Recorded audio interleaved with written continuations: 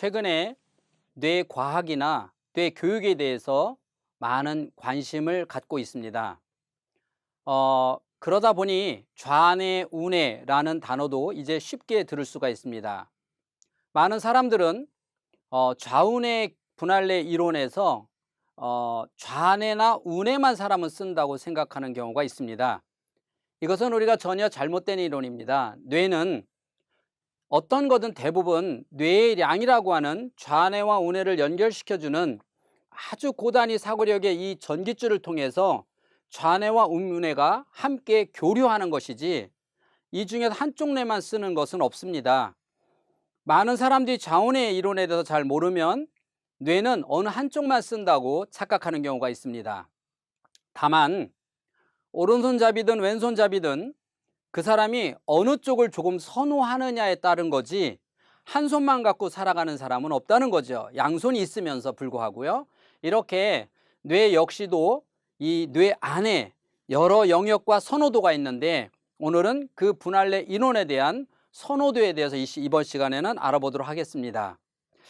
우선 우리가 흔히 말해서 왼쪽을 좌뇌, 오른쪽을 우뇌라고 말을 하는데 시신경은 반대로 연결되어 있습니다.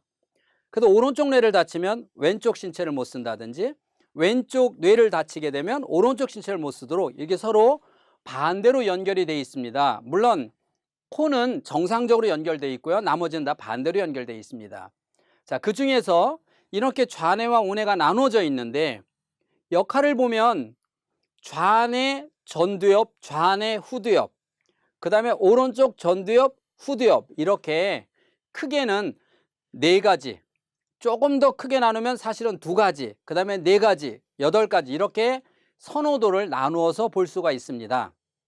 첫 번째, 좌뇌 전두엽이 하는 일은 어떤 역할이냐면 아주 논리적이고 분석적이고 또한 수학적이고 그리고 잘해야 되는 경쟁 본능이 아주 뛰어나고 우선순위 정하는 거에 대해서 아주 확실하고 그리고 어떠한 기획력이 아주 뛰어나고 자, 한마디로 말하면 뭐죠?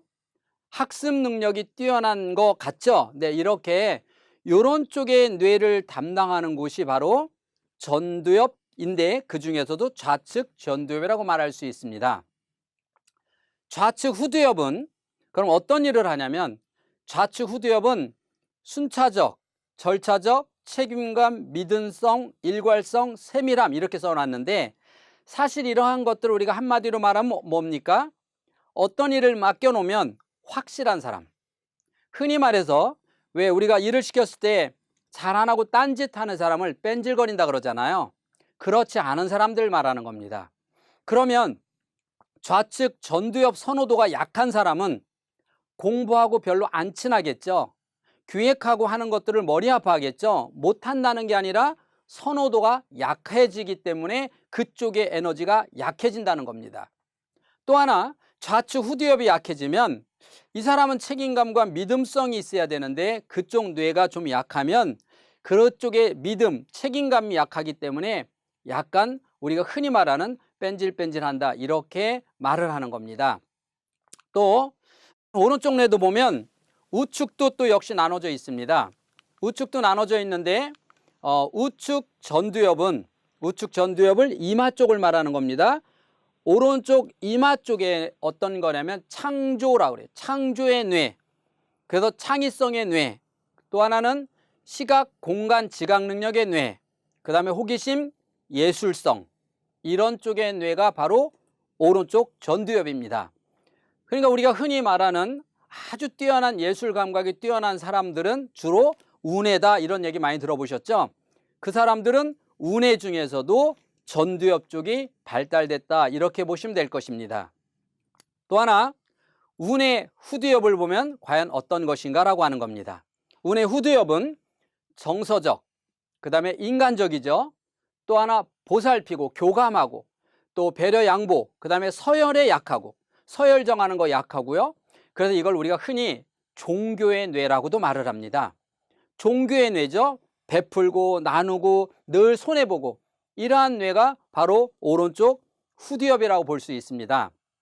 이것을 단순하게 좌뇌와 우뇌로 나누면 좌뇌 지향적인 사람, 그렇다고 좌뇌만 쓰는 건 아니라고 그랬어요. 선호도라고 말했습니다. 이 좌뇌 선호도인 사람은 체계적, 논리적, 순서적이라는 거죠. 그러면 이 사람에게도 단점은 있겠죠.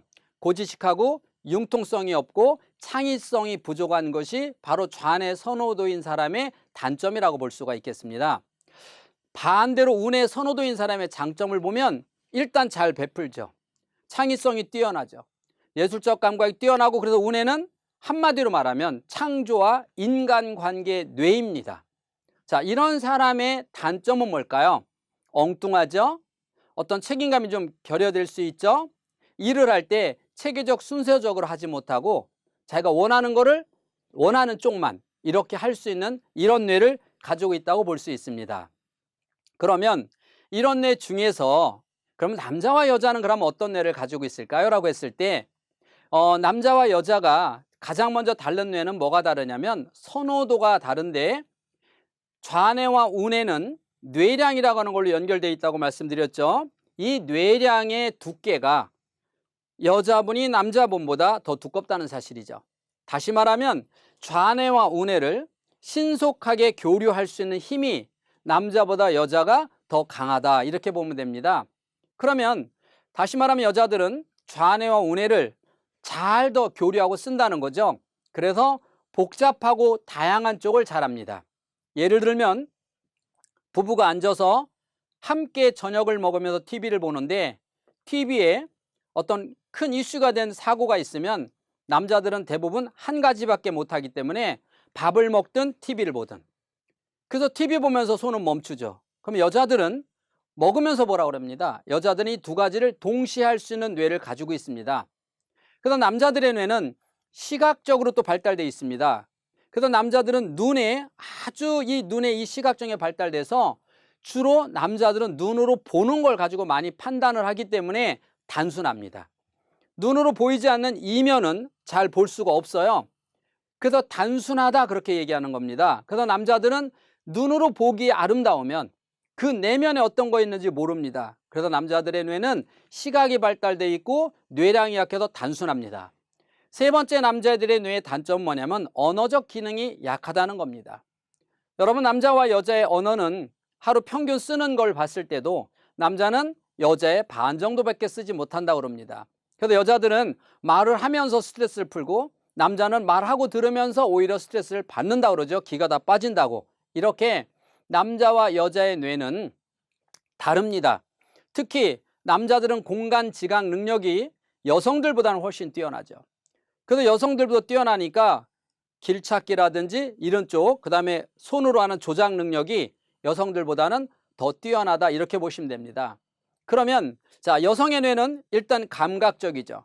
시각적이 아니라 감각. 그래서 여자들은 촉감이 발달되어 있다, 이렇게 말합니다. 그래서 여자들이 촉감이 발달되어 있고요. 특히 한국 여자들의 이 촉감은, 인장근육이라는 촉감은 세계에서 거의 최고입니다. 그래서 인장근육, 손맛, 이런 손맛을 서양 사람들하고는 차원이 안 되게 한국 사람이 좋습니다. 예를 들어서 서양 사람들은 요리를 하면 조미료를 저울로 재겠죠. 몇 그램 재서 집어넣습니다.